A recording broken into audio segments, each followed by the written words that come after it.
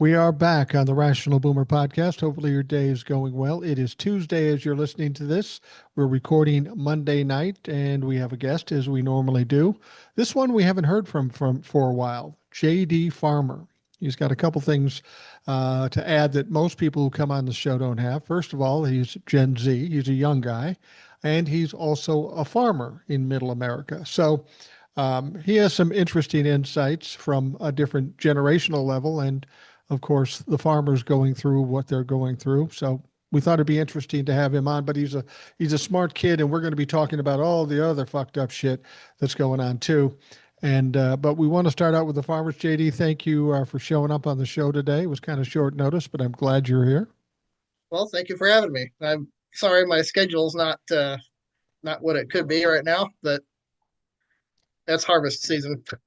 Well, that's exactly right. You're a farmer by trade, and it's harvest season. So this is the busy time of year. I suppose planting and harvest seasons are the busiest time, right? Yeah. Usually it's a couple weeks in the spring, and then harvest is about 6 weeks where I'm, it's like almost all week. It's 12-hour days or longer. So, Just you for the know, sake, so people know, as a young guy working in the farming industry, what do you specifically do? What's your job? well, I kind of bounce around. I have a CDL, so I'm like today I was hauling corn out of the field into the elevator where we sell it. But I bounce around between the semis and then also I run the combine too from time to time. Just it kind of helps to be able to switch off with the boss, and so you're not doing the same thing for every day. Yeah, so you're doing the hard work of the farming business. So if anybody knows about that business, it would be you. Now, of Yeah. course, the farming industry is a bit of turmoil thanks to our beloved president who doesn't know fuck Yes. all about fuck all. And I wanted you to bring us up to date, at least from your perspective, as to what the farming industry, what's going on there now. Well, it's pretty interesting, really, because you hear a lot about the soybeans, and there is that is of course notable because usually China will buy most of their soybeans, about 60% of their soybeans from the US. They're about if someone in the comments knows, educate me. But A lot of it. so A lot. yeah, The point a is fair they amount. buy a lot, and what do they buy now? Zero. They There you go. There's the Yeah. problem. So now I have the cash bid prices from today. Fall corn was $3.85 a bushel. Fall soybeans was $9.71. Corn is down about a buck. Beans are down $3 from this time last year. Um, And were you Now, making all kinds of money last year off the prices from last year? no, we were doing good to break even last year. This year it's Okay. even worse. Okay. Worse because China's not buying anything from us, and also worse because the tariffs are making all of our inputs more expensive. Fertilizer comes from Canada. Chemicals come from China. Seed comes from like Brazil, Argentina, and stuff like that. You know, I mean, we do produce quite. There's quite a bit of seed corn and seed beans around here, and actually, I grow some seed beans, but a lot of it comes from other countries, and that is all more expensive. So, for raising an acre of corn, the benchmark is it kind of generally it takes about $800 to raise an acre of corn. And if you're selling, um, if your acre of corn yields 250 bushels, then you're selling that at $4 a bushel.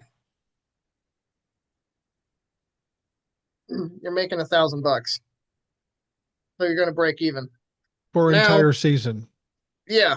So now, say that's when input prices were not through the fucking roof. Now that they are, you're saying maybe it costs $1,200 to raise an acre of corn, and you're still only making $1,000 an acre. So you're losing money. So So what's the general attitude with farmers at this point? You know, we know farmers are known for voting for Donald Trump and blaming Democrats for everything, but now people are getting the real effects, financial effects of what's going on. How are they feeling about this now?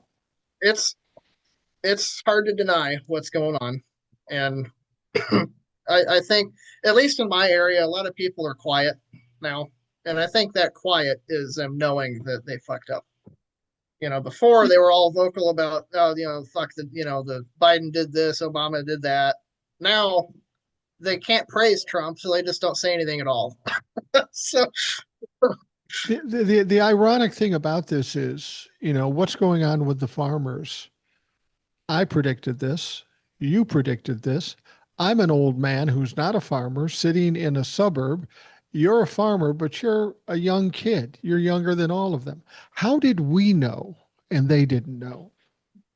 I think it all comes down to what media atmosphere they were brought up in. When you think about it, the reason that this whole MAGA thing came to be is because of it started with Reagan. We've talked Yeah. about this before. It started with Reagan. He gets rid of the fairness doctrine. Fox News is born. OAN is born. Fucking take your pick. Any of those. So they are raised from day one that Democrats are bad. Democrats are anti-religious. Democrats are, they don't want people getting good labor jobs. They don't want this. They don't want that. And so they're just always taught the Democrats are bad and they live in a bubble. And so it's easy for us outside of the bubble to think, how do they not know? They must be fucking stupid. Well, I'm a farmer who works with farmers every day and they're not stupid. They're just not, they're not seeing what we're seeing. So when we think, how do they not know this? They literally do not know what we know. They're in a completely and totally different world. And I was thinking about this the other day, and it's kind of weird because we're living in the real reality. They're living in a manufactured reality. And what's happening now is the propaganda sphere can't make those two realities mesh. So now you have this collision of these two realities that aren't, you're getting the real reality over here, and then the right is telling you this crazy story, and we're just sitting here in the real world, seeing it in practicality, and we're seeing that it does not mix.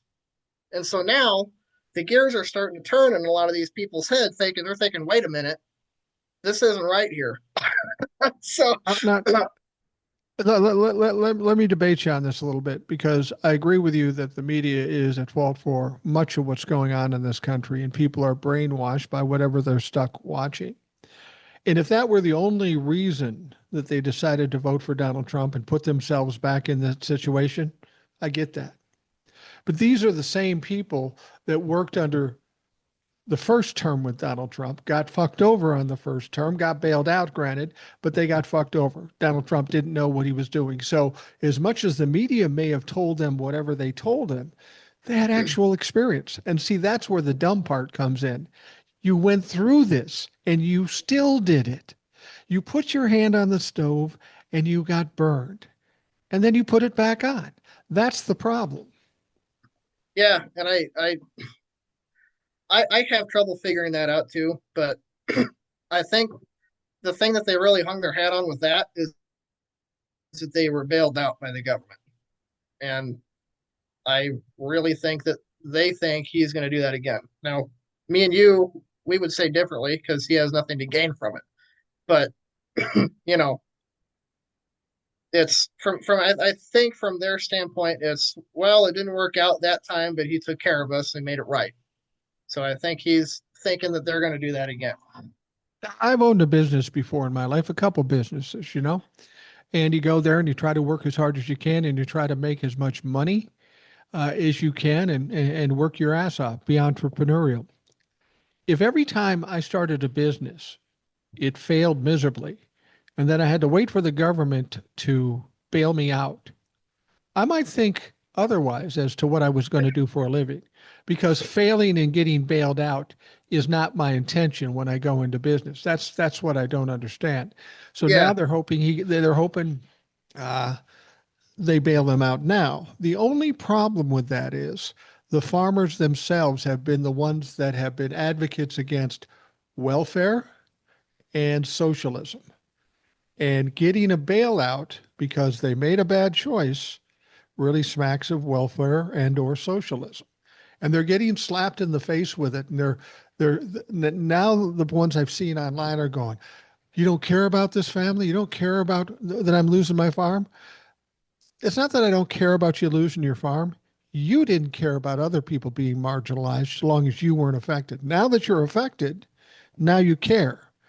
You got to question the mentality of these people. If you wished ill on other people, then how can I feel sorry for you if you get it in return? Yeah, and I've spent a lot of time thinking about that. And again, I think that they don't know what we know. They hear us, they hear Democrats talking about the all the cruel shit that they're doing, or all the cruel shit that they were going to do, or the Project 2025. I think that they saw people talking about that, and they just thought, oh, those are just crazy people, you know, whatever. Well, And oh, maybe part of it might be that this indoctrination, this brainwashing, started at birth, and they just don't believe anything that Democrats say, and they believe everything that Republicans say, regardless. It seems silly when you've burnt your hand, but yeah, maybe that's the answer. I as crazy as it sounds, I think that's a big part of it. Now there's going to be your maybe 20% or 30% of the group that's just your fucking racist Nazi pig Yeah. Confederate weirdo guy, but you're going to have those anywhere, unfortunately. But I don't. I mean, the farmers that I know are good-hearted, honest, working people, and that knowing those people that I know, if they knew what we knew, they would not be on board with it. I that's a fact. So here we are coming toward the end of harvest season. People are either going to sell their shit or it's going to rot in the silos or wherever the fuck it is. They aren't going to be able to sell them, presumably. What happens from here on out? Let's say a bailout doesn't come. And to be honest with you, Donald Trump's talked about bailouts. He was Yeah, talking about like a 10 or $20 billion bailout, which to me sounds light because he did a 50 or $60 billion bailout the first time around. So he's going to give you a quarter or a third of that, even yeah. if there is a bailout. That doesn't seem like it's going to help much. It won't. It won't. Um, Now, as far as what we can sell it. We're just not going to make money on it, and that's the problem. We still have buyers. We can still sell it to the. I can still sell my crop to the elevator, but the prices are going to be lower. Now, not I. I'm lucky in that I have on farm storage, so the way I kind of do it is we sell, like we contract 2/3 of it with basis and using basis contracts, and then we sell a third of it right across the scale when we haul it in. So I have bins on the farm that I fill my contracts, my fall contracts first, and then I can store the rest of it and then sell it in the winter or over the summer when the prices are better. So the guys that have storage are in better shape because they can put up as much as they want or can and then sell it later when the prices are better. Because in the fall, prices always drop because the market's flooded. All the Right. everybody's selling, at the same time, so the market, you usually lose a buck or two in the fall. Let me ask you this. For those of you that don't know, JD Farmer is a farmer. He doesn't own the farm. You work for a farmer, correct? Yes. Um, your boss, what's his mindset at this point? Because I know he supported Donald Trump, and I'm not trying to call him out or get you in trouble or anything like that. I just want to know what he's thinking right now. He's got a business to run. He's got product that he has to sell at a loss.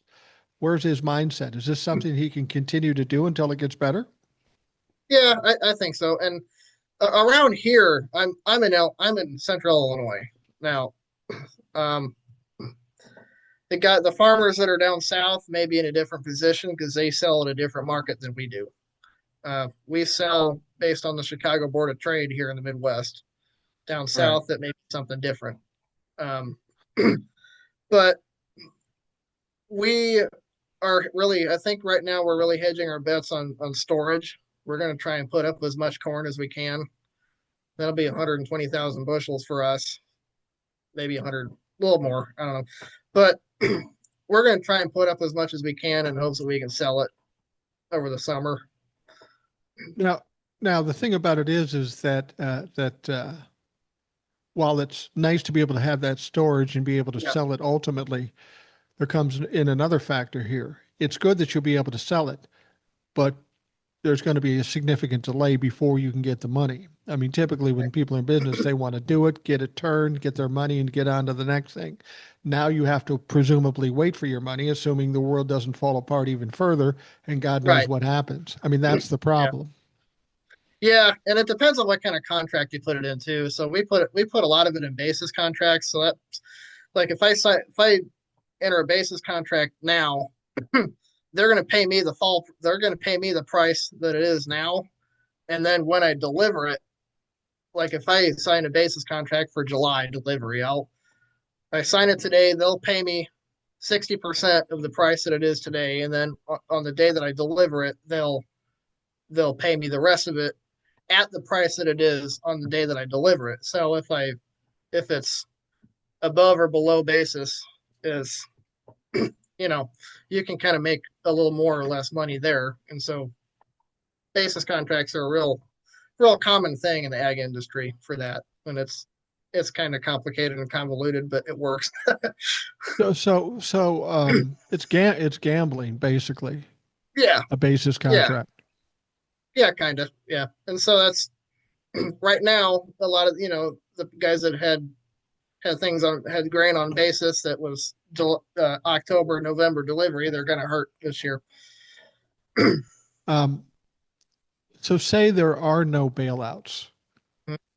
Now it sounds like where you're working, you'll be okay for the time being, given the circumstances. But what do you think about farming overall? You know, in other states, we know Nebraska is having all kinds of problems.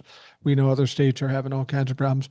What do you think about the the effects on farming if there is no bailout? It's going to be hard. It's going to be hard, and um, we're lucky in that we do have storage, but not everybody does, and we didn't have storage until a couple of years ago. So we're kind of lucky that it timed out the way that it Well, did. you're But it's lucky to going to have be, storage, not to your luck in having storage doesn't make you a lot of money. It just allows you to survive. Correct?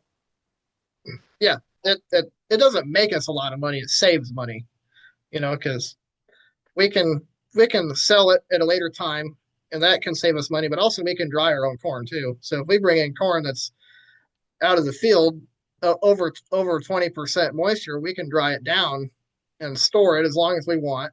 And then when we deliver it, they're not going to charge us a drying fee.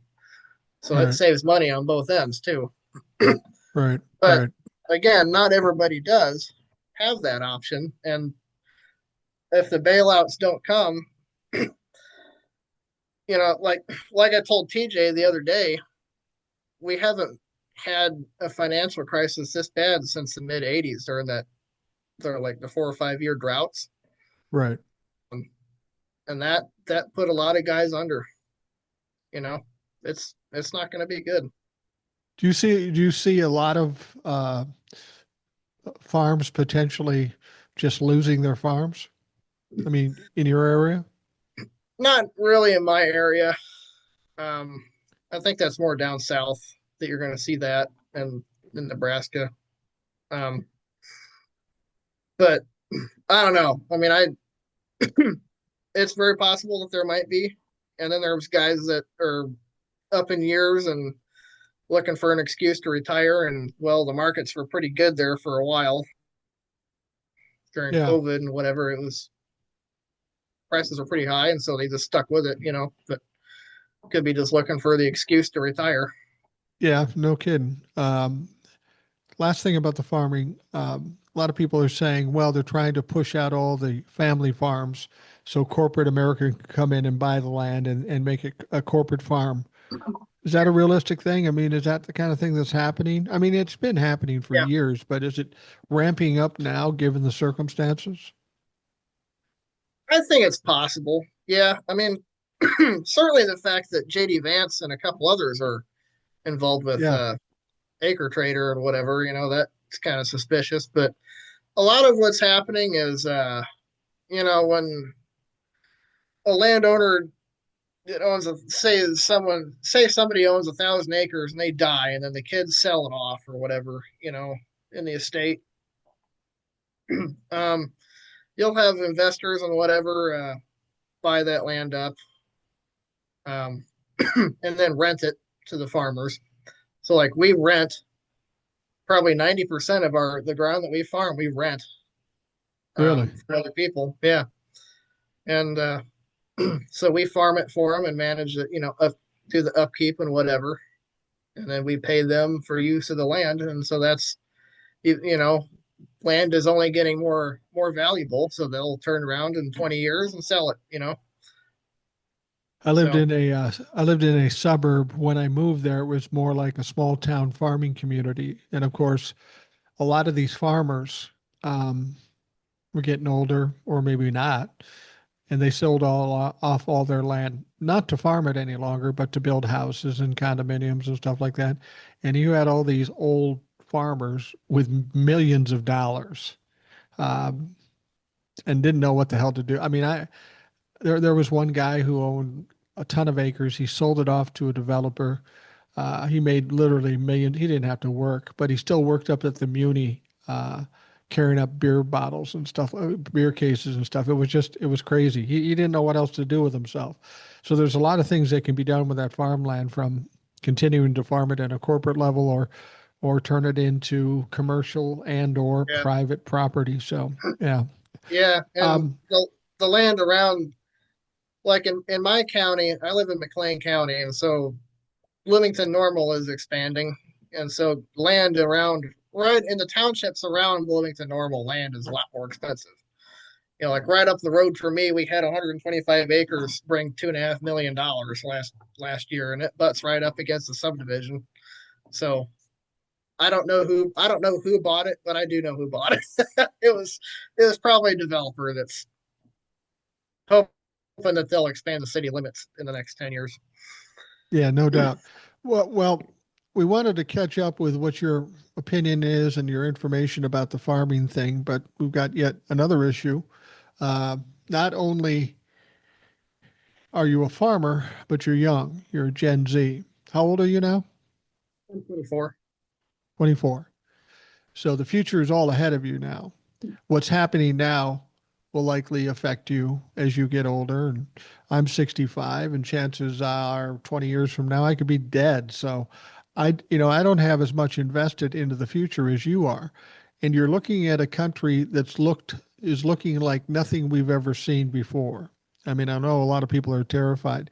From your point of view as a Gen Zer, what you're seeing going on with our government and the dumb fuck Trumplifucks, how are you feeling about that now? Call me crazy, but cautiously optimistic,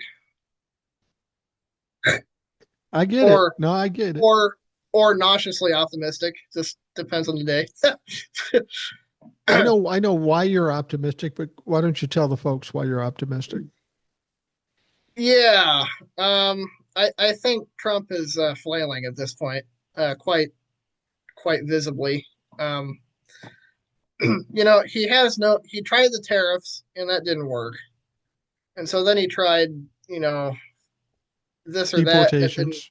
deportations and that didn't work. So now he's trying to invade cities and that's not working, but that's the only card he has left. So he just plays it over and over and over again. He does it in Portland, it doesn't work there. He does it in Chicago, it doesn't work there. He does it in New York and it doesn't work there.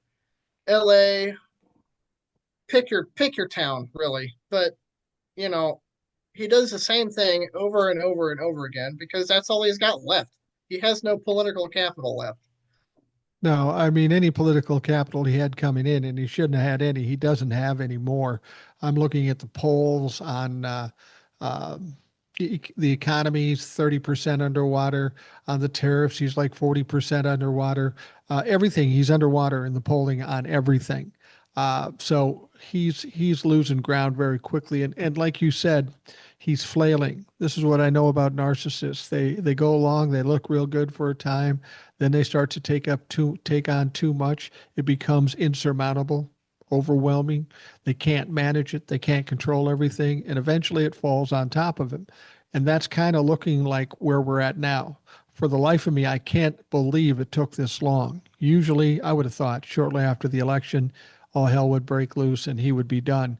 But because the Republicans in Congress continue to buoy him up, he gets some extra time. So they're responsible too. But when you brought up the invading the cities, now we know, and this is a sign to me that he's flailing too. He goes into Chicago. Um, ICE there is creating havoc. They shot a woman there. They've picked up 1,000 people. They've supposedly got military going there, but of course, Chicago is or Illinois is now suing him. We know that he was going to go to Portland. I love this whole Portland story. I'm going to send the Oregon National Guard to Portland. Judge says no. So he tries to get cute and clever and find a loophole, as Donald Trump typically does. Well, I'll send the California uh, National Guard there. And when they took that back to court, this judge was pissed. Basically said to the lawyers, how do you even explain this? You're circumventing my decision. How do you even explain this? And and frankly, he couldn't explain it. I mean, he tried, but it was so stupid. This judge just basically tore him apart. And then she said, "Look, you're not going to bring them in from California. In fact, just to clarify, you can't bring them in from any other state." So Donald Trump is completely stymied in this situation. They go back to Donald Trump. And Donald Trump does what Donald Trump does. He doubles down, he triples down. He's a big fucking toddler. He's a spoiled brat. And when someone says no, then he starts making threats. And that's exactly what he did. He said, look, well, maybe I'll just invoke the Insurrection Act in Portland. People start freaking out because, for whatever reason, people believe whatever Donald Trump says, which is ironic because he's a pathological liar. So he says he's going to invoke the maybe invoke the Insurrection Act. That tells me he's not going to do that. Somebody's going to talk him out of it because that may be the final crash in what's left of Donald Trump's administration. Yeah, I think you're right about that. That's the one card that he can't play, you know. I No, mean, I mean, look at the kind of reaction that we got from the left and the right about the Jimmy Kimmel firing. right. Okay, if Disney lost $4 billion in 3 days over that thing and got the left and the right equally mad, doing the Insurrection Act thing is just not going to work. It's not. Don't you feel that what happened with Jimmy Kimmel, like you said, in 72 hours, people pushed back. Disney lost billions of dollars, and then they had to put Jimmy back on. And Donald Trump, of course, was whining and crying about it, but you don't hear him talking about it anymore. That's what Donald Trump does. He loses, he drops it, and he moves on to something else. And that's what I suspect he'll end up doing with Portland, too. But that should have been a sign to the people of this country. I get the questions all the time. What can we do? We can't do anything. We don't have the power. Well, that would suggest otherwise in what happened with Jimmy Kimmel. We do have an incredible amount of power. And as I've said before, instead of saying, wow, we did a good job with Jimmy Kimmel, we stopped him there, what we should be saying instead is, who's next? Let's grab Right. somebody else. Let's be aggressive. Let's be assertive about it. Let's be preemptive about it. We know where these people's weaknesses are, and it's money. So let's start taking people down one by one. I I I'm absolutely in favor of that. I really hope that people learn from that experience. And I think that people did too, because It kind of happened with Target, when they rolled back their DEI stuff. That it's been a real boycott on them for, gosh, what is it now? 6 months, probably. It's been a Yeah. long time, but they've lost a ton of money. But there hasn't been a whole lot of noise about it. That the Jimmy Kimmel thing was right out in the open, and you know, it was blatantly obvious what was going on there. So I think that really opened a lot of eyes. I think Well, that yeah, and I don't think it was that people loved Jimmy Kimmel because his ratings weren't that great. I think people took to heart the uh, the violation of the First Amendment, yeah, the going after somebody for no real good reason because he never really said anything about Charlie Kirk. He just made fun of Donald Trump. Donald Trump used Charlie Kirk as an excuse, but people reacted quickly. I think part of it too is because any of the oligarchs in this country right now, whether it be Disney or whatever, I think people are starting to realize this is an us against them situation more than it is a Democrat and Republican thing. Uh, they're getting tired of the wealthy people and they pushed back and they got enthused and they kicked ass and took names. So hopefully they can realize that this can be done on any level. yeah, I think you're right, and um, I think that that's going to be the way forward. And another thing too, I was thinking about this Kimmel thing. Um, you know, it's mostly been the political junkies that have been making all the ruckus over this, about boycott this, boycott that. But Yeah, there are people that watch Jimmy Kimmel that I call them normies. They don't really pay attention to politics. Maybe they vote, but maybe not.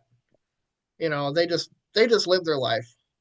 right, But but when Donald Trump takes away their, you know, the show that they eat while they're sitting on the couch eating their nightly bowl of ice cream before they right. go to bed, they're gonna notice that, and they're gonna say, "Hey, what's going on there?" And maybe they'll look it up, or maybe they'll hear it on the nightly news on the drive home, or they'll hear that the president was bitching about Kimmel, and hey, that's not right. So I think that kind of forced more people to pay attention to it that maybe weren't ordinarily. Well, and the thing that's working against Donald Trump is that with all the things he's done up to this point in the first 9 months or so, he is wildly less popular than he was on November 5th. I mean, he's lost a lot of political value, a lot of support.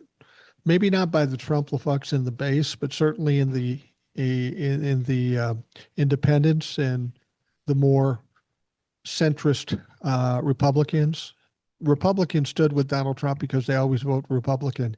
Now I think a lot of these people are regretting it, and I wouldn't say they wouldn't vote for Republicans again, but they wouldn't vote to support Donald Trump in any way, which would mean the midterms too. Even though they're not voting for Donald Trump, they are voting for Donald Trump in that situation.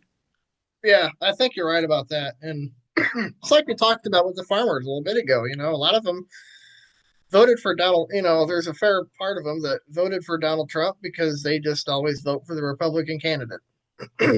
And there's a fair faction of them too that vote Republican because they feel that the Democratic Party just looks down on them and that Democrats look down on them. And now what we're seeing with the midterm candidates, we're seeing a lot of new midterm Democratic challenger candidates. Like take the Graham Plattner running for Senate against Susan Collins. He's a farmer, you know, Yeah, and he's a he, clam he farmer, but a farmer nonetheless. well, yeah, but I mean that's agriculture, and Or he's oysters. I'm not sure which, yeah, but I think it's oysters, yeah, but he's a regular working guy, and he's not taking millions and millions of dollars and this and that, and we're seeing a lot of those candidates that are making a lot of these people that probably voted Republican, and they're probably thinking, well, wait a minute now, the Democratic Party's changing. now one of the things that people were concerned with after the November 5th election was your peer group, Gen Mm-hmm. Zs, young white men especially. Yeah, And people get the impression that young white men are disproportionately conservative for whatever fucking reason. I can't even imagine why these young men or young women would be conservative, other than maybe how they're raised. What do you think the situation is with people of your generation are at this point? Are they learning anything? Do they? How do you think they feel? I think they're learning. I mean, I'm mostly around people that are older than myself. Right. So, but with the young, the kids that I went to high school with, that I'm still in contact with, I mean, I think it's pretty broadly accepted that Donald Trump is not a good guy, and that most Republicans never have been on our side. But it might be a generational thing. I really don't know. So do you think there'll be a turnaround in the next elections, assuming they vote? You think it's going to be the tide's going to turn a little bit with the younger people? I think so. I think so, and I think that again, looking at the candidates, the face of the Democratic Party up until now pretty much has been like Nancy Pelosi and Chuck Schumer type, the Yeah. friggin' 2,000-year-old people that were, born 2 years before Moses with no charisma and no, they're just a stuffed suit to, Well, yeah, to people a lot of, I've never been a fan of these older people because they're behind the times, to say the least. And now we have some younger people coming in, like Mondami, some of the other young people around the country. Plantner is not young, but he's not old either. He's probably in his 50s. Um, do you think that's resonating with the younger people, getting younger candidates as opposed to voting for somebody who could be your grandparents? definitely, very definitely. And not only people closer to our own age, but people that are going through what we're going through. They're just regular people. Like there's a there's a girl that's not that's running in an Illinois district up in the suburbs. Kat Abigazale, I think is her name, but I mean, she's a reporter, by trade, and she's Yeah. just a regular working class person in her 20s. So she's just a regular person. She's not a politician, and I think that's why a lot of young people went toward the Republicans in the last several years, because if you look at their party went young. A lot of their newer candidates are young people, and I think that really got the young folks excited. Now that the Democratic Party is doing the same thing, I think it could get really a lot. They could get a lot more competitive among the younger people. One of the things I suggested, and I'm thinking of typically or specifically marketing, um, the Democrats want to run like the Democrats and Republicans have always run.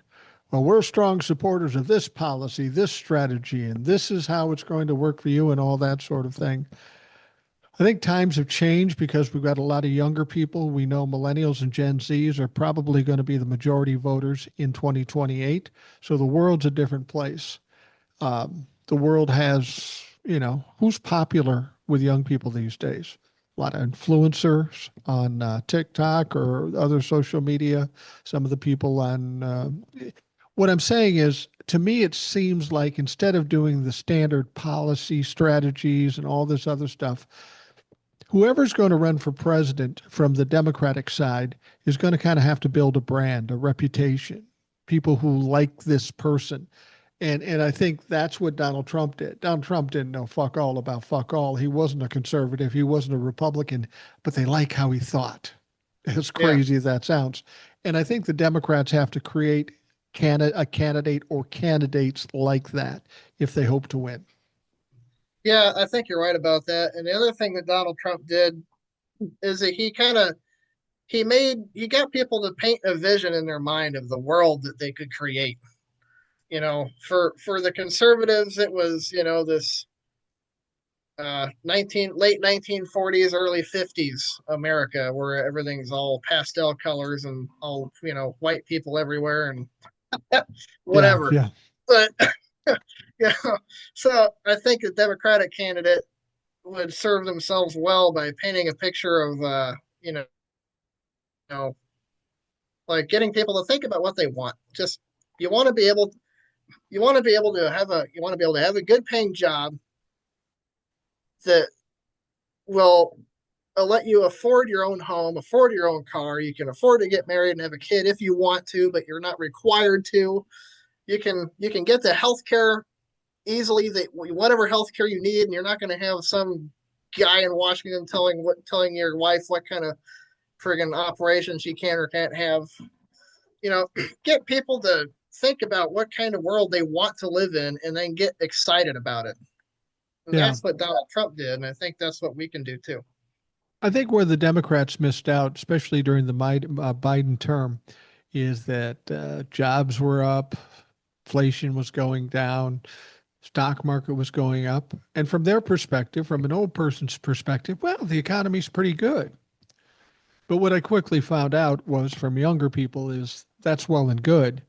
I still can't get a job that pays me shit. I still have ridiculous amount of debt on colleges that aren't doing me any good right now. I can't afford an apartment. I can't afford to live on my own. So, from their perspective, a perspective from a group of people that are going to be the majority voters, economy's not good. Yeah, So, theoretically, it would make sense that Democrats recognize that and do something about it because we need these young people to survive. We need them to make a lot of money. We need them to be able to buy houses and do all these things because they're the ones that are going to be paying all the taxes. They're the ones that yeah, are going to be making all the purchases. And if taxes aren't being collected and purchases aren't being made, the economy's fucked. yeah, definitely. From a lot of people my age, the perspective is that we've kind of been fucked. We we go to school and then we go to college and we spend 50 or $100,000 on a degree that is like it's a cool piece of paper on your wall, It gets basically. you a $30,000 a year job that doesn't Yeah, pay for shit. and Yeah. you're making 35 grand a year at an entry level job, but you have a bachelor's degree for no fucking reason apparently. But you're still living at home for the next 20 years of your life because you can't afford to even rent a house or an apartment because you're paying for your car, you're paying for your health insurance that's like too fucking expensive, and then they're still paying for all the other shit that they won't cover, and you're still paying your student loans that keep somehow getting bigger. You keep owing more money instead of less money, which doesn't make any sense. So from our perspective, it nothing makes a whole. It's all upside down. The American dream for young people is just gone at this point, and that's what people are upset about. Well, and old people like me will look at somebody like you when you say that and say, "Well, we pulled ourselves up by the bootstraps and we did this and we paid our student loans." What old people don't realize is the times are dramatically different. Yeah, When I was paying for my college, it was like $1,500 a quarter at the University of Minnesota. That's drastically different from $10,000 or $15,000 or $20,000. And the problem is the income hasn't gone up commensurately with your cost. Therein lies the problem. Income to people hasn't risen fast enough to cover inflation or just the natural course of things. So you're making what we probably made back in the day, maybe a little bit more, but you're paying bigger bills. yeah, Therein lies the problem. exactly. I mean, minimum wage in 1997 was $7 an hour, and it's 7.50 an hour now, or something like that. Right, it's fucking It's like ridiculous. meanwhile the cost of bread. Go buy a loaf of bread. It may have been 30 cents back 30 years ago. Now it's $5. It's like Right. that doesn't make any sense. No, it doesn't make any sense. One thing about talking to you, I give you a lot of credit because you have more insight than most young people uh, do about what's going on. A lot of people are just living their lives trying to get by. They see the news, they see the clickbait, and they do all that stuff, and they don't think any deeper than that. And I'm not faulting them for that. They shouldn't have to be investigating every possible thing just to survive. But you look a little deeper into it, and I and I think you have the same belief I do. As bad as it is right now with healthcare, with the economy, with the middle class not getting the help it should, because we should be cultivating the middle class in order to perpetuate this democracy and this economy. I get the impression that we spent many years trying to get wages up and healthcare down and do all this stuff, but it's always just kind of been back and forth like this. We get a dramatic bad effect like this, it's more likely to swing more left when we're out of this thing. They're going to have to fix a lot of things, and they're going to have to deal with a lot of things that haven't been working for a long time. And those Republicans won't have the argument to go against the Democrats in that situation. Do you kind of feel that same way? I do. Yeah. I mean, you know, the Republicans are playing their whole hand right now. What Yeah. what we're what they're doing right now is everything they have wanted to do since Roosevelt, pretty much. Um, so it's everything that Roosevelt put in place, everything that Johnson put in place. They have just been out to get them ever since All right. then, and they haven't had the right guy to get them there until Donald Trump. So what they're doing right now is everything they've wanted to do for the last 50, 60 years. And it's now that people are getting a taste of it, saying, hey, whoa, this is really fucked up. We don't want this. People are figuring that out. And you're seeing that Yeah. in the polls. He's underwater by double digits in every single aspect. He is. He is Yeah. And absolutely. and It's every poll that comes out, it gets worse. So people are learning that. And MAGA is learning that too.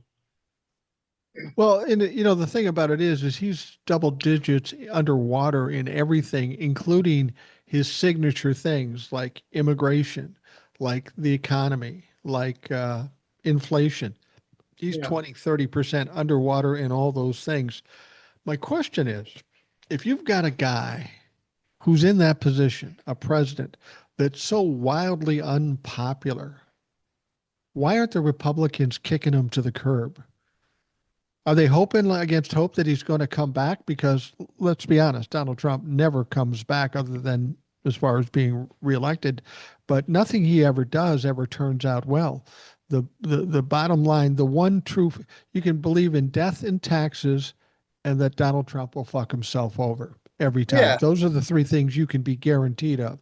Um, and I've said before too, if you look at the problems in this country, there was one group of people that could stop it just like that. And that it's is the Republicans. Republicans in Congress. They could stop it like that. So when this is over, you got to make sure you hold them accountable too. Yeah.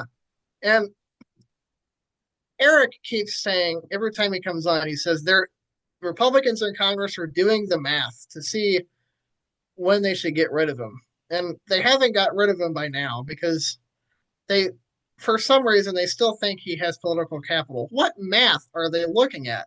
It's just every time they can't go home to their own, they can't go home without being just completely hounded everywhere. It's like, isn't it pretty fucking clear by now what public opinion is like? I Well, don't get it.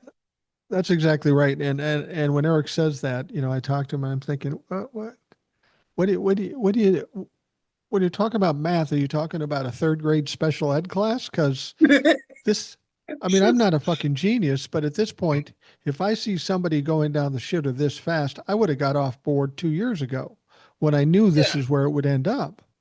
But these people are still sticking by him. How much do you think it is that they can't calculate the math properly, or they're just terrified of what Donald Trump might do?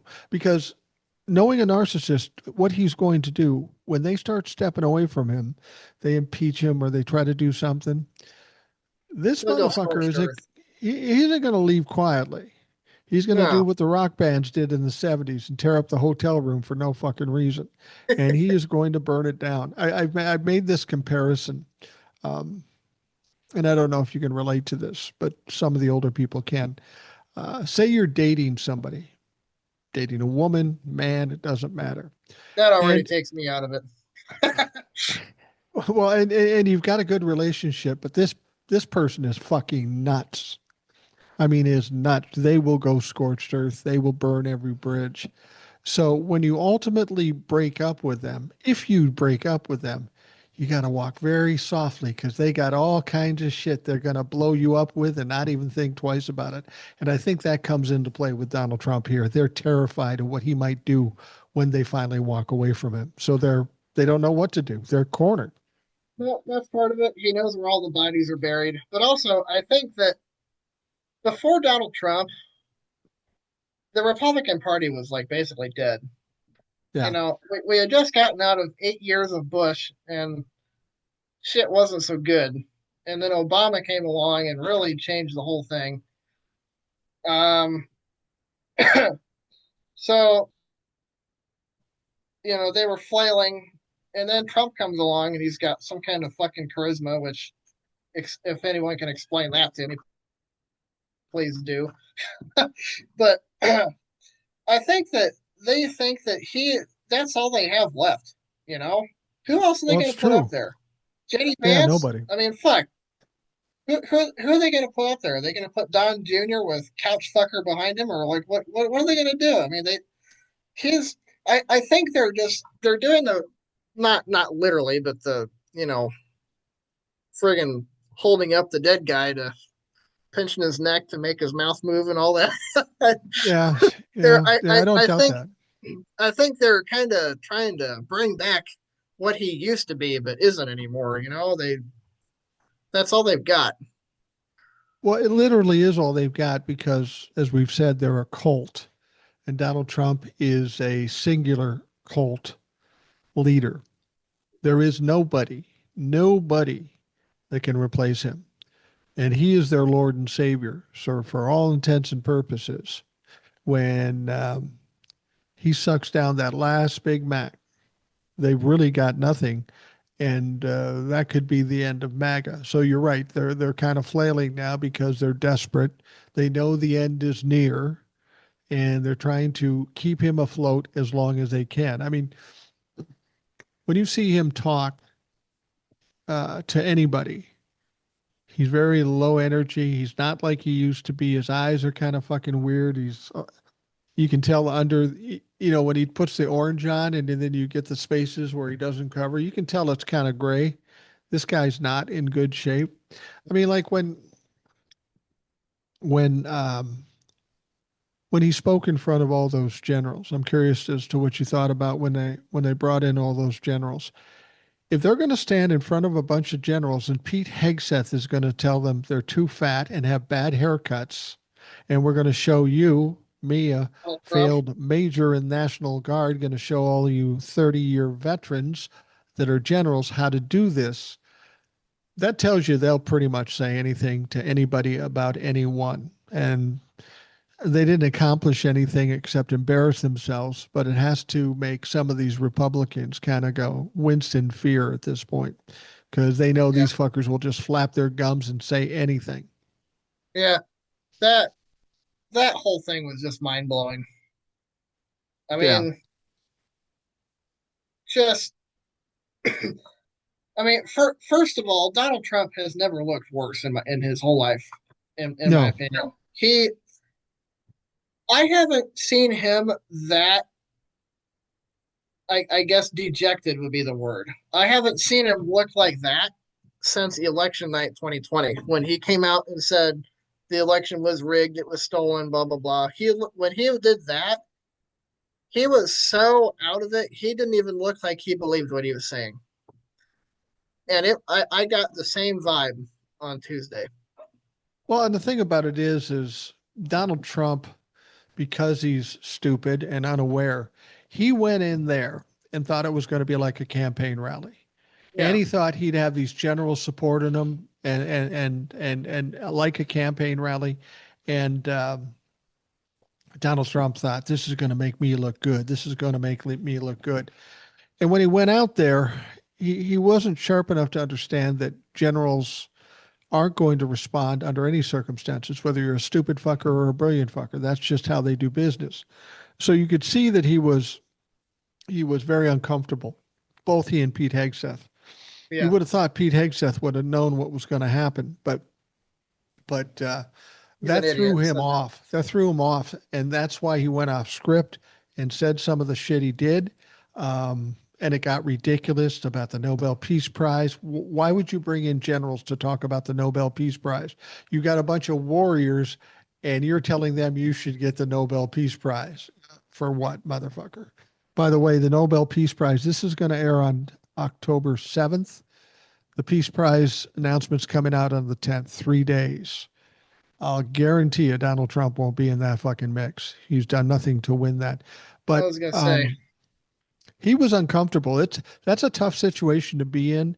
I've never really had that situation, but if you're on stage, you really count on that reaction to kind of boost you along as you go. And he got none of it, and he was confused and pissed. yeah, I mean, you could tell, he had no idea what to do or what to say, to the point where he was practically begging them to do something. If you want to clap, you can clap. You know, and it's just like, come on, just walk away. Okay, just go. It's well, just, well, he said if you want to clap, you can clap, and presumably, if the commander in chief says that, you can do it. But they all sat there and go, "No, we're good. We're good. We're not. well, We're not going to clap for you, you dumb they fuck." if we want to, but we don't want to, motherfucker. Well, and Yeah, the thing is, in some respect, I was glad of that meeting because it was live streamed. It was in front of all these generals, and he thought he was going to win in this situation, but he absolutely exposed himself. Now, this is a disgusting thought, but he showed his bare ass. Now, with Donald Trump, oh that Lord, could be especially horrific, but but he embarrassed himself in front of the public and these generals. And he had no idea who was going to do that. I could have told him he was going to do that. He was going to. Well, I did say that. Everybody says, "Oh, is he going to decapitate the military? Is he going to start a war?" No, he's going to do something stupid and be embarrassed because that's his history, and that's exactly what he did. So I think we benefit from. If there were any generals out there that thought, "Well, I kind of like Donnie," they probably have a different opinion now. exactly. Then yeah, and the whole lead up to it was like, all the lefties were all like, oh, they're gonna blow him up, or they're gonna kill them all, or fire them all, or blah blah. I'm like, yeah, maybe, but the more like, I mean, Pete Hegseth is not a serious man. No, You Jesus know, Christ. he has not. Guy has a makeup room in the Pentagon. All right, dude is not a serious guy. He's that thought has never crossed his mind, or what's left of it. I can guarantee you that. So I knew that this was most likely just going to be some dumb bullshit. And like you say, now there's no denying, how bad a shape these people are in. If there was any doubt at all in those flag officers, every single one of those generals knows firsthand just how far gone this is. You Yeah, and know, they got to be pissed off that they've been dragged into this and made to be I embarrassed themselves by being part of it. I Because they I had pictures all over yeah, the place of those guys and gals. I will guarantee you that there are conversations going on between those generals as to how to deal with this going forward. Yeah, and the thing about it is among those generals, I don't know how this happened. This had to be a mistake, but among those generals, there were women and people of color. How the fuck did they let them in? Because Oh those my are the people gosh. they're trying to marginalize. Yeah. Well, I don't remember what he said, but even the chairman of the Joint Chiefs of Staff, General Kane, said that was a bad idea having that meeting. And he's a Trumper, you know. Was he really? He, yeah, I mean that's well, they in picking a new chairman of the Joint Chiefs, they had to they asked 38 four-star generals to do it, and they all said no because they didn't want to work for Trump. So they had to go to a retired 3-star, bring him back into service, and promote him, and then put him in there as the chairman of the Joint Chiefs. So That should tell you right there how the military thinks of them. If they Yeah, had to go over, if you're in the military and somebody says, "Hey, you want to be on the Joint Chiefs of Staff? Do you want to be on the Joint Chiefs?" That's kind of a desirable job, I would think. The yeah, highest level in all of the military. And they say, "Yeah, nah, I'm good. I don't want that." That does tell you a lot. That yeah, absolutely tells you a lot. yeah, and that's if there was any doubt, if there was any worry in my mind about how the military would react to an unlawful order, there there is no doubt now. They're going to do the right thing. I think. Now, I don't know if you heard this story, but Donald Trump and Melania went to the 250th birthday celebration of the U.S. Navy, and they both talked. First of all, I thought, um, Melania's there. Melania doesn't usually go to that stuff. Why would she be there? And then I thought to myself, well, maybe it's Fleet Week, so she decided she better be there because she's used to that. Yeah, Um, her but crowd. but Donald Trump said something that was very interesting. And it just tells you he just comes out of his ass with anything and he'll do anything he can to self promote himself. And what he said was it was regarding 9/11, okay? Which 25 years ago or 24 years ago. 9/11. He said, "You know, I wrote in a book. Now he couldn't tell us which book it was, but I wrote in a book about Osama bin Laden. I said, "You better watch out for him." To the year later, the year before 9/11 hit. So he said, I should get some credit for it. If they're going to give me credit for it, I'll take credit for it. But I warned them about Osama bin Sure, Laden in 2001 or 2000. And I I'm going, deserve the Peace Jesus Prize. Christ. Yeah. Well, exactly. That's probably what it Yeah, was based on. I'm a peace president. No, you're not, motherfucker. You're a dipshit. So he said that in front of the Navy, and I think he was cheered by some of the Navy too. But when somebody says that, do you think there are people out there that go, "Oh, that's right. He should get credit for that"? That's just fucking bullshit. 2000. What was he doing? yeah, I think he was in the middle of another bankruptcy at that point. yeah, pretty much. Now, with that whole thing, yeah, there were a few that cheered um, enlisted or maybe staff or I don't know what. But notice none of the leadership what got on that Right. stage with him. Not one single officer of any rank got on that stage with him. For the 250th anniversary of the United States Navy, for a no Navy officers to get on the stage with the president, that's a major deal. Yeah, that's That a is a little weird. major, yeah. That So that that that is a little surprising. And well, it's not surprising, but it is damning to say the least. yeah, he he wants to paint the picture that he owns the military. He does not own the military. I'm No.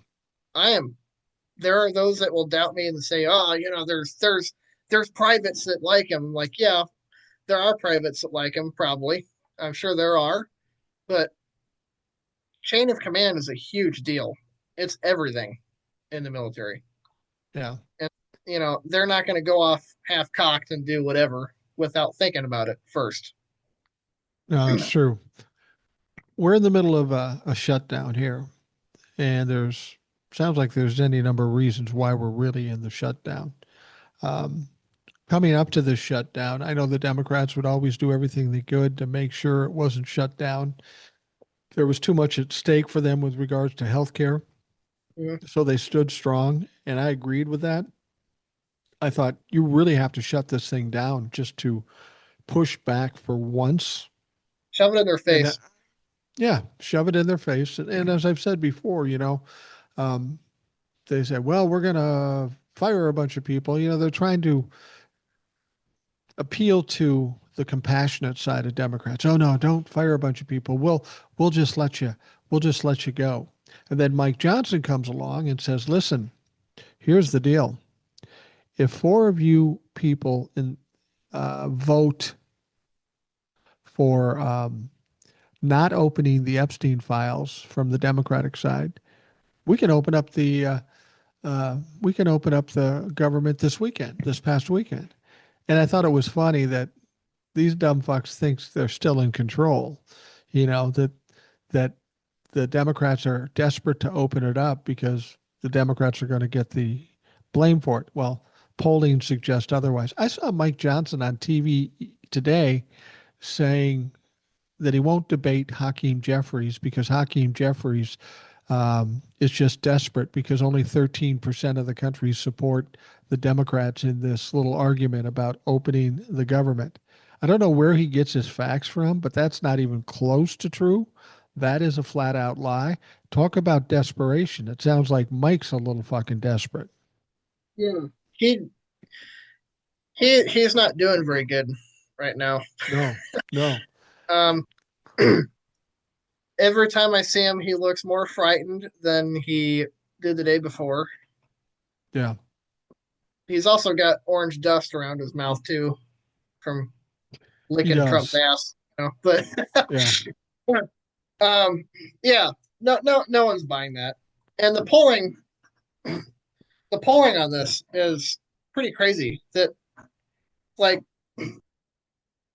I don't remember the exact numbers, but it's something like even like 58% of MAGA wants the ACA credits renewed and stuff, which is pretty much what the Democrats have told them. He said, "Look, you keep the ACA credits, and we'll do it." Even MAGA wants that, and yeah. they're just not paying any attention to that, or they just don't know because they're getting bad numbers. And I don't know. I'm inclined to think that they do actually know, and they don't give a fuck. But who knows? Well, that's it. I think they understand that this is a bad decision on their part, but this is Yeah, where the sycophancy goes to Donald Trump. Donald Trump doesn't want to give an inch because that's how he does business. Double down, triple down. I'm not going to lose. I'm not going to lose. So he's forcing them to not agree to it. Um, but even Donald Trump is starting to feel a little queasy about this situation. Even he is starting to realize that this isn't a good choice. Imagine that, Donald Trump not making a good choice. Fucking no never way. makes a good choice. So I personally think that the Republicans will ultimately give in. And the Democrats have to stand strong because what it's going to do to healthcare, not only taking people off the rolls, but increasing people's healthcare costs by 4 times. You're paying 500 now, you'll pay 2,000 after that. That's ridiculous. And now the Republicans will say, well, this isn't the time to do it. Just cut the clean bill and we'll talk about um, the health care as we get closer to December when that has to come to pass. Well, fortunately, the Democrats aren't playing Charlie Brown to the Republicans Lucy, where you don't remember this, but Charlie Brown and Lucy was an old cartoon, Oh and yeah, she'd always yeah. set up the football and say, "Go ahead, kick Charlie," and then she'd pull it away. That's Laying flat on exactly his what the back. Republicans, yeah, and that's what the Republicans do. They say, "Oh, we'll talk about it later," and then never do, and then laugh about it. So you can't trust them. Well, and if we can negotiate about it in 7 weeks, why can't we negotiate about it now? Right, especially under this particular situation. It Yeah. seems like to me that you'd be compelled to do that. First of all, we have no reason to trust them, and second of all, why put off till tomorrow what we can do today? Let's just Yeah. let's kill two birds with one stone. Why don't we? Yeah, and everything they do seems so suspicious. Like, why can't we negotiate this now? And secondly, the whole Jeffrey Epstein thing. Now we have a whole different situation where he's refusing to swear in this representative from Arizona, which is going to be a problem for him because he's setting a precedent that the Democrats could do down the road. He's waiting to have an official session. That's his excuse, even though he's done it otherwise for Republicans. That's not really a good excuse. But he is so terrified of that vote to turn over the Epstein files that he's doing everything he can to avoid it. And personally, I think it's not necessarily Mike Johnson, it's Donald Trump putting his thumb on his fucking neck going, you Yeah, don't do this, you don't do this. yeah, I think so. And what they don't realize or don't understand is that the more they try to prevent it, the more guilty they look. Yeah. At this point, we know 100% for a fact that Donald Trump is in that file quite extensively. And I would argue there's a number of Republicans that are in there just as much as Donald Trump is. Um, Well, yeah, we know that Bill Gates and Elon Musk and Peter Thiel yeah, were part of this thing on stuff that's been Steve released Bannon so too. far. Yeah, all people that stood behind Donald Trump during the inauguration. But he Yeah, knows nothing about it. He knows nothing about it. We know how yeah, that worked out with Project 2025. I don't know anything about it. Yet he hires this guy to like run the OMB or OMB, Office of Management of Budget and such. Um, what's his name?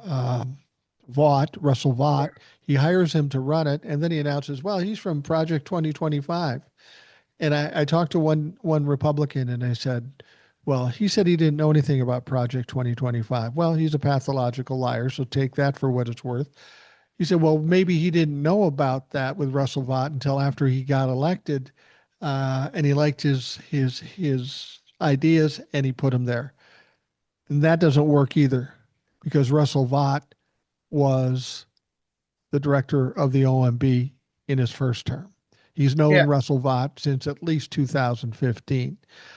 He knew exactly what he was. So I'm curious how Republicans who didn't like Project 2025 either, how they're taking a flat out, bold faced lie, spit in their face lie. yeah.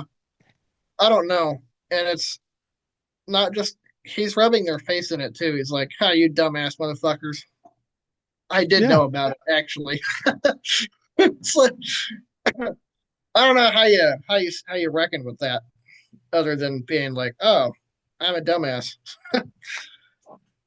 Well, yeah. And a lot of these people will just be apologist for him and take it off on some different tangent and say, well, he did that, but what about Biden? No, let's Biden's a private citizen now. Let's talk about the current situation and the current problem. How do you think this shutdown plays out? I mean, the last one we had was under Donald Trump.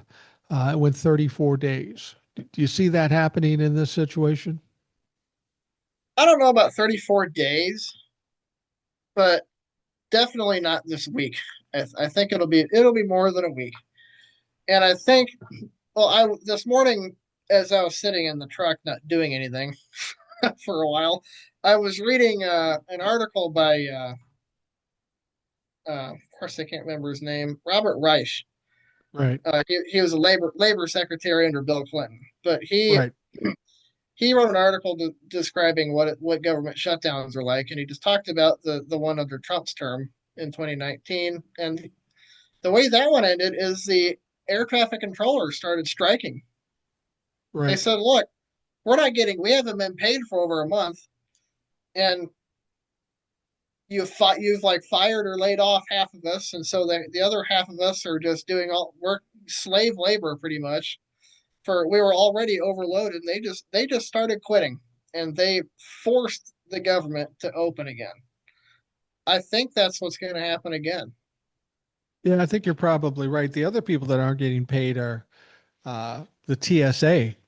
Those Yeah, motherfuckers were surly while they were getting paid. So I can't yeah, imagine what they're like they're now. they're always in a bad mood. Yeah, yeah, they are. But that's a tough position to put people in, and not just the air traffic controllers, and not just TSA. The ironic thing, The when he was military, at the military, everybody in the military, nobody's getting paid. Try to deploy those motherfuckers when you aren't even paying them. This has exactly. got to apply a lot of pressure to the Republicans. Yeah, and like if he wants to try the Insurrection Act with by using soldiers that aren't getting paid, you really think that's going to work? Like, Well, yeah, good exactly. lord. I mean, I think him saying that, well, maybe I'll use the Insurrection Act in Portland. I think it's I think it's just him talking because I think people around him would say, Yeah, yeah, that's probably pretty dumb. It's not going to work. And people will go to prison after this is all said and done if you pull that shit. I mean, that flat out is treason. yeah, it is. Yeah, and I'm not real sure how it works. Like, I mean, we talked about this a little bit ago, but the courts can strike that down somehow, surely. Yeah, there are some ways to do it. He has a little more freedom with the Insurrection Act Yeah, than some of these other things. But if you can prove that it's unwarranted or there's some criminal or corrupt reason for him to do it, which won't be hard.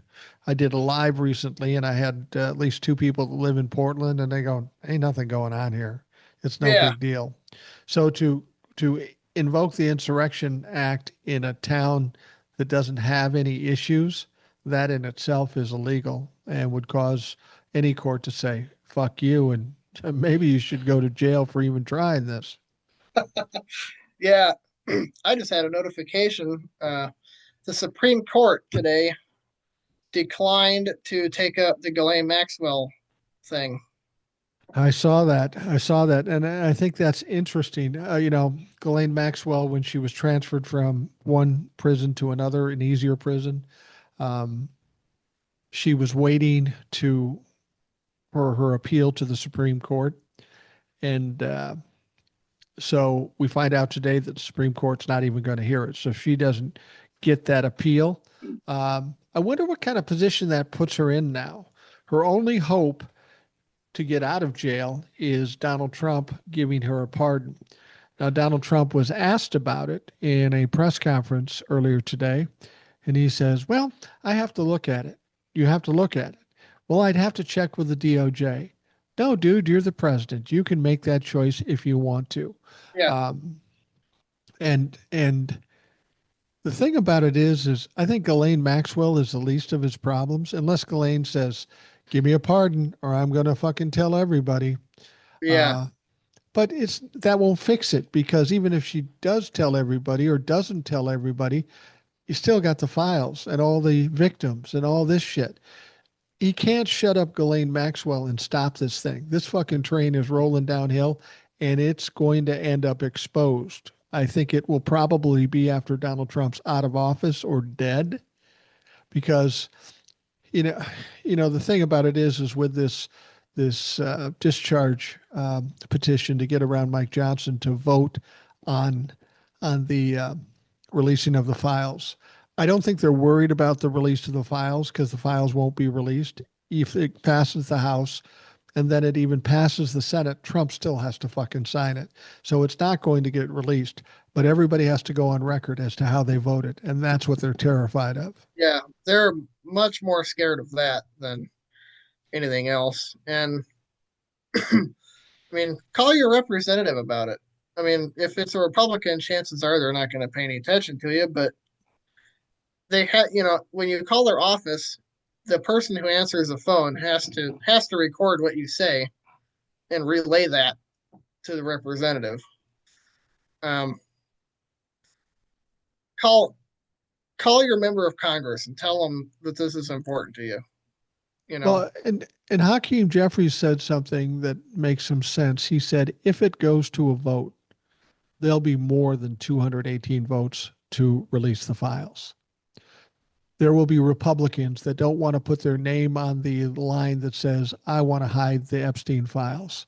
And they'll know that it'll never go through anyway because Donald Trump won't sign off on it. right?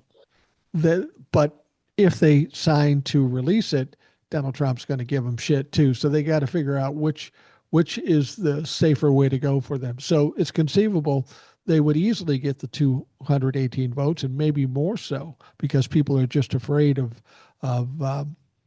placing their name and face to the fact that they want to hide the Epstein files. Yeah, I think he's definitely right about that. And anybody that votes not to release them is going to have to. They're going to have to face the constituents, and they're going to have to answer a lot of really hard questions. And we are not far away from midterm time. No, we're not far enough away for people to forget. And if I'm running against a Republican who voted to hide the Epstein files, that's all I'm talking about. That's Yeah, all I'm going to talk about. That's all we Well, need to talk about. let's have a debate. What about economy? Now, why did you vote against releasing the Epstein files? Just a Yeah, quick why question. why are you protecting pedophiles, man? Well, yeah, Yeah, exactly. You know, and and one of the things Donald Trump has always done, whether it be the shutdown, whether it be deportations, whether it be the Epstein files, he always thinks he's smart enough, that he's articulate enough to sell anybody anything. And he's getting a rude awakening now because it's just not working. yeah, he's he doesn't know that he's a dumbass, but he's finding that Yeah. out pretty handily right now, I imagine. He's used to being able to just kind of schmooze his way through life without really much effort, you know, mostly because there's someone else behind the scenes that's making him look better than he actually is. I mean, if you look at The Apprentice, he had a whole team of producers and whatever around him Yeah. making him look good when he didn't Which have to is put the work in himself. which he's attempting now, and they aren't quite as an adept as the people that were around him on Yeah. the. So what I've always said about people, and Donald Trump is proving my point. I said if you've got somebody who doesn't know anything but wants to learn, that's cool.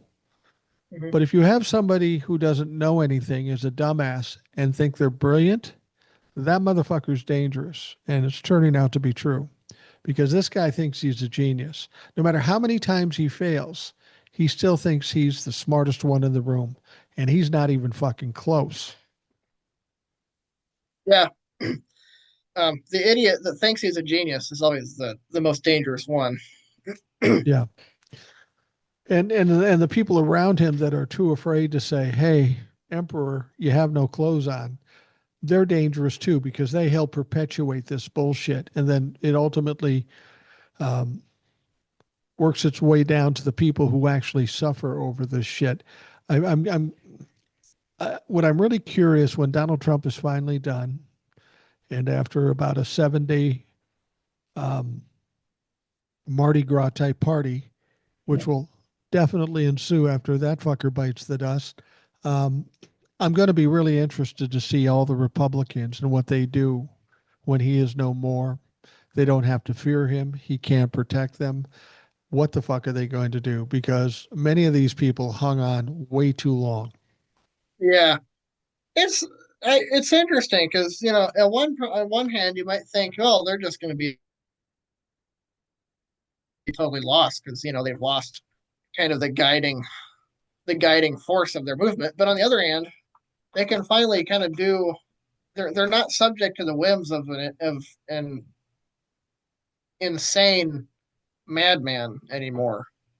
But don't you think that, when Donald Trump is done and out of power, there's going to be a lot of things that come out about this administration and Donald Trump himself. Donald Trump won't be around to be held accountable, but there's going to be some accountability meted out. And all these people that have been sycophants for all this time, they're going to probably be taken to task. Somebody's going to have to pay. Yeah, I tend to agree with Will on a tribunal type thing, not necessarily military court kind of thing, like the Nuremberg trials, but we I would really like to see a Democratic president put in a attorney general that is not afraid to get their hands dirty and is going to go after these guys. And I want to see people like Kristi Noem and Stephen Miller perp walked the day after Yeah, inauguration. absolutely. And the one thing I don't want to see, and we've seen it in the past, have a Democratic president show up and get elected and then say, we've gone through a lot. We just need the country to heal. So let's just leave that alone and focus on the Yeah, future. I think at this point, the way this country and the people in it have been abused, they need that closure. They need that accountability to be able to go on without being a fucking very angry crowd. yeah, I agree with you on that. We're not going to Gerald Ford this thing. There's no way. No. And that was a huge mistake on Gerald Ford's part was pardoning Nixon because it was much the same way then, you know. And for a large part where he didn't get reelected. Yeah, With that pardon, without that pardon, he probably would got reelected because he wasn't a terrible president. He wasn't a great president. He was kind of a goof. But we're getting down toward the end, and I want to ask the last important question, especially since you're younger. How pissed off are you about Bad Bunny playing at the Super Bowl? I've I've actually never even heard of him before this week. Really? Yeah, yeah, that's not my kind of music. But you know, my viewpoint on it is, if other people enjoy his music, the more cool, whatever. I don't really Yeah. watch the halftime show. I don't watch the halftime show anyway. That's when I'm either using the facilities or going to get another beer or Well, food or whatever. You know. isn't it So, funny Republicans latch on to that with all the problems in this country? That's yeah, what they're angry about? It's fucking unbelievable. I don't get. It's like, bro, it's like 15 minutes. Like, who cares? It's like, turn it down a little bit. If you don't like the music, who gives a shit? Yeah, Like, yeah, exactly. whatever. I Well, just think yeah. it's really funny. It's watching them crash out on TikTok and whatever is just, it brings me joy. It's just like, just fuck you, be miserable, fine. Well, it was like when the Charlie Kirk thing happened, the assassination. They're appalled. It's the Democrats. We're going to fire people who laugh at Charlie Kirk. And I've said before, Yeah, Charlie Kirk didn't mean anything to me prior to his assassination. He doesn't mean anything to me now because I thought he was just another grifting dumbass like Donald Trump is. But people were really upset about it. Oh, they're coming after the Democrats. I go, listen, if you haven't learned anything about this administration and this yeah, culture, give it 2 weeks. Nobody's going to give a fuck. And guess what? We're sitting here on October 7th. Nobody gives a fuck anymore. It's not even a story. yeah. Well, it was like, for 3 days it was, we're gonna kill Democrats, we're gonna go to war with Democrats, we're gonna, all kinds of violence against Democrats, until they found out that it was one of theirs. Yeah. And all of that was gone, and they were very quiet for a while.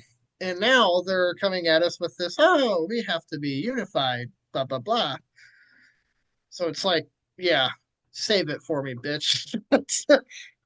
After Don't you get Donald tired Trump for the was lot? shot at, Yeah. Yeah. Which we know nothing I about mean, and is totally secret. well, it was, I mean, after the Butler, Pennsylvania thing, it was the same exact thing. Oh, the Democrats are doing this. We have to go to war with the Democrats. We're going to have to kill Democrats. We have to do this, blah, blah, blah. And then they found out it was one of theirs, and then everybody shut up and moved on. Well, Same and that's thing. you know that's the thing is that I'm getting tired of hearing these people. We're going to have a civil war. You can't believe how tough we are. You're just weak ass libtards. We're going to have a civil war. You better watch it. We're coming for you. It's Yeah. been going on for 5 years. And so when they do that, When are we're you like, coming? okay. Yeah. It's like every time they do that, we're like, okay, come get us. And then they just back themselves away from us, and, we never hear from them again. So Yeah. people were freaking out about it, being, oh, it's going to get violent, it's going to get bad. And I'm like, oh, hold on. No, it's not. Just, just maybe stay off of social media for a few days. It'll blow over. And like you say, in a week's time, we won't even, no one will even remember who Charlie Kirk was, really. Yeah. People have commented to me, not only people on the internet, but people in my life who said, you better be careful. The way you talk on there, they could come after you. And I said, look, I've been doing this for 5 years. Nobody's not held their tongue more than me. I haven't gotten a death threat. I haven't gotten shit. And you know why? Is because they know I'm going to push back. And they're weak ass cowards anyway. I'm not afraid of those motherfuckers at all. They haven't shown me that they're tough at all. And let them walk up to me. I don't fucking care. They'll see Yeah. what occurs. I'm an old man. I'll still kick those punk ass bitches' ass. Well, and not only that, but you look like them too. You're a white guy. It's not. You know, it's one thing when maybe when a woman or a person of color talks shit to them because they think, oh, that's the stereotype. But Right. when a white guy like me or a white guy like you talks shit to them, they don't know how to react because it's Yeah, one of them. exactly. And that's what I've found too, is, I've found people that I've talked to that are Trumplefucks, and they'll walk up to me assuming I'm in their camp, and they'll start saying shit. Mhm. And and I've told my wife I'll never bring up politics out of the blue, but if somebody comes up to me and says some stupid shit, then it's fucking on, and I'm going to embarrass them, and I'm Yeah, going, and they're so taken aback that they don't know what to do with it. They're so surprised that I don't agree with them. They're even more surprised that I have cogent facts that question what they're saying, and they don't know how yeah. to react because they don't know what they're talking about. They're just And pulling again, shit out of their ass. that's the bubble thing that we talked about. The stuff that we talk about, they've never even heard most of it before. So Yeah, when they hear it from us, they're like, you know, just huh? they They don't they know how they, to they process it. no, they don't know how to answer. Well, JD, I'm going to wrap up the Rational Boomer podcast. JD Farmer, Gen Z. Um, got a lot of good info about the farming situation and your perspective as a Gen Zer. I appreciate it immensely. Thank you for coming on tonight. Yeah, thank you for having me on such short notice. I appreciate it. And for those of you listening, thank you for taking the time to do that. I hope you have a great day, and we will talk to you again tomorrow.